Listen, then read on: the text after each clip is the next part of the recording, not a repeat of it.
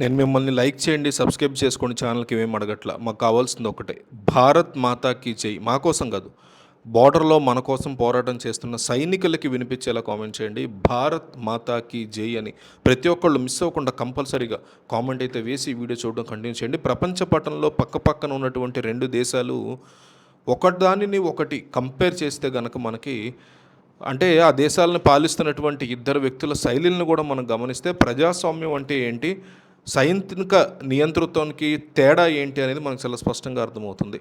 ఒకవైపు భారతదేశాన్ని ప్రజా బ్యాలెట్ ద్వారా ఎన్నికైనటువంటి నరేంద్ర మోడీ నడిపిస్తూ ఉంటే, మరోవైపు పాకిస్తాన్లో తెర వెనక ఉండి మొత్తం వ్యవస్థని శాసిస్తున్నటువంటి ఆర్మీ చీఫ్ ఆసిమ్ మునీర్ అటువైపు ఉన్నారు. వీరిద్దరి నేపథ్యాల్లో కూడా పూర్తిగా వేరువేరు నేపథ్యాలను చెప్పుకోవాలి. ప్రజల మధ్య తిరుగుతూ ఓట్లతో గెలిచినటువంటి నాయకుడికి ప్రజల సమస్యల మీద ఉన్నటువంటి అవగాహన, కేవలం సైన్యంలో సీనియారిటీతో పదవులు పొందినటువంటి వ్యక్తికి ఉండేటువంటి ఆలోచన విధానం ఎప్పుడూ ఈ రెండు ఒకటి కావు. ఈ తేడానే ఆయా దేశాల్లో ప్రజలు తమ హక్కుల కోసం నోరెత్తినప్పుడు ఆ పాలకులు స్పందించేటువంటి తీరులో మనకు స్పష్టంగా కనిపిస్తుంది అనమాట. అది ప్రజల మద్దతుతో వచ్చినటువంటి పాలకుడు ఏ నిర్ణయమైనా ప్రజల్ని దృష్టిలో పెట్టుకుని ఎంతో ఓపికగా తీసుకుంటూ ఉంటే, తుపాకీ బలంతో అధికారంలో ఉన్న వ్యక్తి మాత్రం ప్రజా గొంతుకుని నొక్కడానికి ప్రయత్నిస్తాడు అనడానికి అదొక ఉదాహరణ. పాకిస్తాన్ ఆక్రమణలో ఉన్నటువంటి కాశ్మీర్ ప్రాంతంలో ప్రస్తుతం జరుగుతున్నటువంటి పరిణామాలు, అక్కడ సైనిక పాలన ఎంత దారుణంగా ఉన్నాయనేది మనకు అర్థమయ్యేలా చూపిస్తున్నాయి. కేవలం తినడానికి చౌక ధరలో గోధుమ పిండి ఇవ్వాలని, కరెంట్ సదుపాయం కల్పించాలి అని, తమ ప్రాంత వనరులను తమకే ముందు ఇవ్వాలని అక్కడ ప్రజల రోడ్ల మీదకి వచ్చి శాంతియుతంగా నిరసనలు తెలుపుతున్నటువంటి పరిస్థితి కూడా ఉంది. తమని తాము పాలించుకునేటువంటి స్వేచ్ఛ కావాలని ముజఫరాబాద్ లాంటి ప్రాంతాల్లో వేలాది మంది ప్రజలు బందులు పాటిస్తూ ఊరేగింపులు చేస్తున్న పరిస్థితి ఉంది పాకిస్తాన్లో ఈరోజు. అయితే ఈ కనీస అవసరాల పోరాటాన్ని పాకిస్తాన్ ఆర్మీ చీఫ్ ఆసిమ్ మునీర్ అత్యంత క్రూరంగా అణచివేసేటువంటి ప్రయత్నం చేస్తున్నాడు తమ దేశ ప్రజల్ని. ప్రజల తరఫున మాట్లాడుతున్న జాయింట్ అవామీ యాక్షన్ కమిటీ లాంటి సంస్థల్ని నిషేధించి ప్రజా నాయకుల్ని అరెస్ట్ చేసి జైలులో పెట్టినటువంటి పరిస్థితి ఉంది అక్కడ. అంతటితో ఆగకుండా శాంతియుతంగా రోడ్ల మీద కూర్చున్నటువంటి ప్రజల మీద AK-47 తుపాకులతో కాల్పులు కూడా జరిపించిన పరిస్థితి ఉంది. ఈ దాడుల్లో వందలాది మంది సామాన్య ప్రజలు ప్రాణాలు కోల్పోగా వందల సంఖ్యలో గాయపడినటువంటి పరిస్థితి కూడా కనిపిస్తుంది.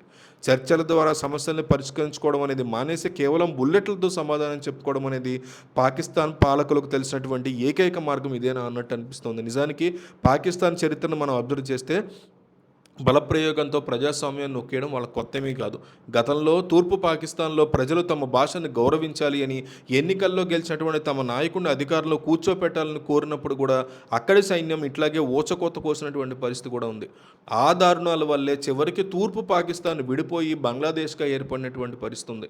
ఇప్పుడు బలూచిస్తాను, ఖైబర్ పఖ్తూన్ఖ్వా లాంటి ప్రాంతాల్లో కూడా కనీస హక్కుల కోసం అడుగుతున్నటువంటి బలూచ్ ప్రజల్ని సైన్యం మాయం చేసేస్తుంది వాళ్ళ ఏకంగా.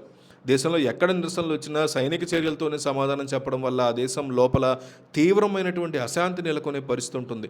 సామాన్య ప్రజల యొక్క ఆకలిని తీర్చడం చేతకాక ఇంత దారుణంగా వాళ్ళని అణచివేయడం అనేది వాళ్ళ ఆర్మీ యొక్క మార్గంగా మారుతుంది.